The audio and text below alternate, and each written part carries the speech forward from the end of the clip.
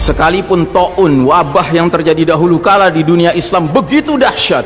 Anda tahu taun dulu kalau terjadi orang baru kena paginya ketularan bintil-bintil, sorenya meninggal, Pak. Kalau sekarang orang di swab positif, sekian belas hari dia isolasi mandiri, kemungkinannya dua, kemungkinan sembuh, kemungkinan mati.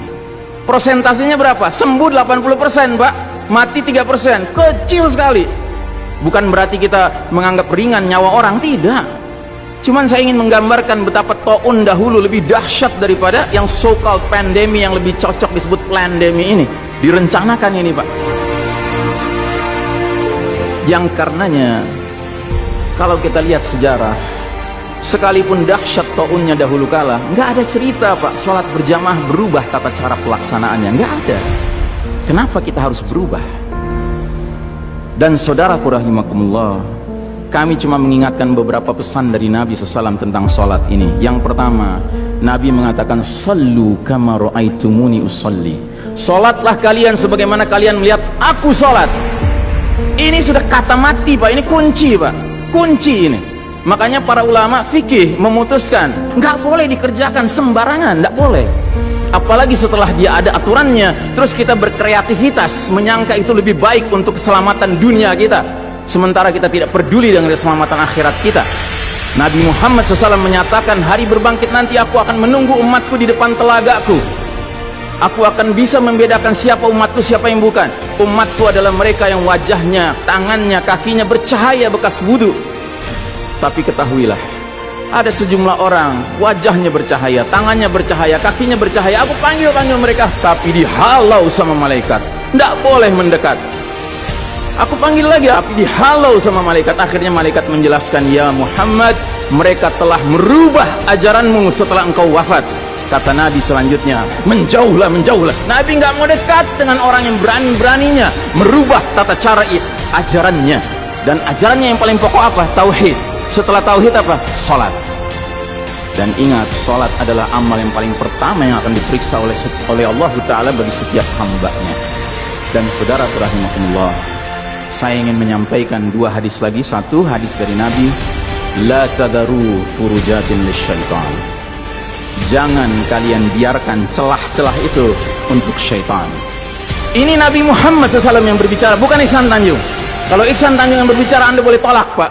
Ini Nabi Muhammad SAW yang berbicara, yang kita baca salawatnya dengan harapan mendapatkan syafaatnya, dengan harapan boleh meminum air dari telaganya. Jadi kata Nabi apa? Jangan biarkan celah-celah itu menjadi tempatnya syaitan.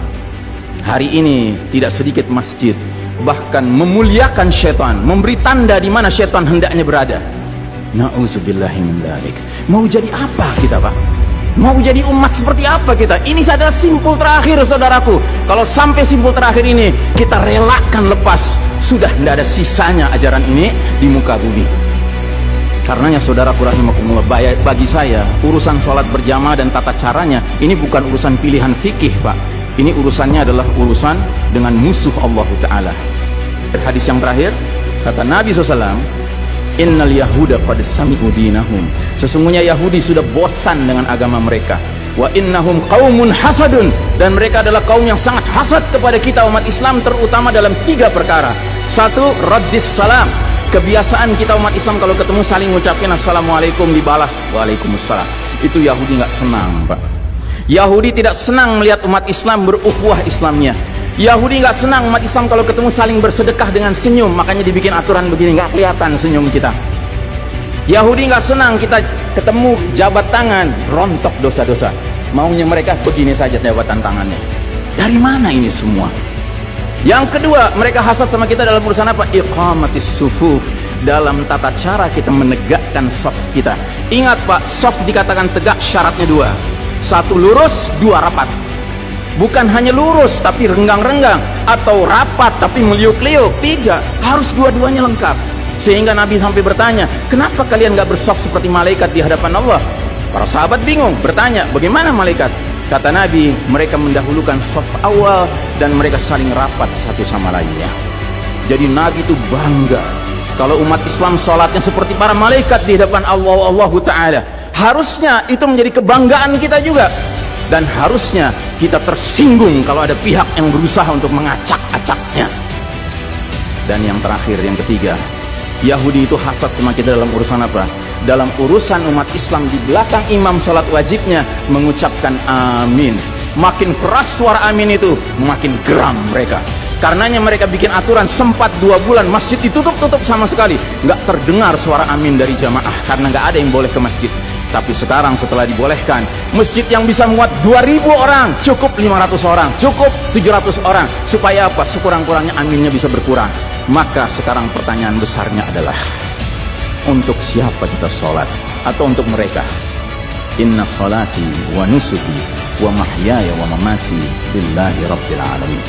Mudah-mudahan apa yang saya sampaikan tidak membuat bapak dan ibu makan nggak kenyang, tidur nggak nyenyak, tetapi semakin sadar betapa kita sedang hidup di era penuh fitnah di akhir zaman, dan musuh-musuh Allah sedemikian sistematis, sedemikian terencananya membuat kita sadar tidak sadar meninggalkan din kita. Yang paling mengerikan kalau sampai sudah nggak ada perasaan lagi risau dengan ini semua. Karena apa? Nabi bersabda, siapa lihat kemungkaran ubah dengan tangan, nggak bisa dengan lisan, nggak bisa dalam hati. Dalam hati itu maknanya apa? Ingkari itu sebagai kebenaran, itu mungkar. Dan itu kata Nabi selemah-lemahnya iman. Sehingga di hadis yang lain kata Nabi, kalau mengingkari saja sudah nggak ada, udah nggak ada iman sama sekali. Nah, yang kita khawatir kalau kita ternyata ridho saja dengan aturan sholat WHO ini, Pak. Padahal harusnya kita sholat dengan cara Nabi Muhammad SAW, bukan caranya Tedros atau Bill Gates.